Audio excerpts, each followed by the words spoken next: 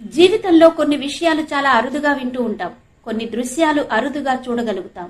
కొన్ని అనుభవాలు అత్యంత అరుదుగా అందుకోగలుగుతాం. అటువంటి ఒక అరుదైన అనుభూతిని మనకందించేదే ఇప్పుడు మనం చెప్పుకోబోతున్న క్షేత్రం. ఒకప్పుడు కళింగరాజుల ఏలుబడిలో అంగరంగ వైభవంగా వెలిగిపోయిన ఈ క్షేత్రం ఇప్పుడొక అనాథలా బిక్కుబిక్కుమంటోంది. అయితే క్షేత్ర వైభవం తగ్గినా తన మహిమ ప్రత్యేకతలు ఏమాత్రం తగ్గకుండా పురాతన వైభవానికి ప్రతీకగా నిలబడింది ఆ క్షేత్రం. ఆదిశేషుని అవతారమైన బలరాముడు శపించగా ఆ శాపాన్నే తన ప్రత్యేకతగా మార్చుకున్న క్షేత్రం. అన్ని ఆలయాల్లో మాదిరిగా ఇక్కడ కూడా ఒకే గర్భాలయం ఉంటుంది.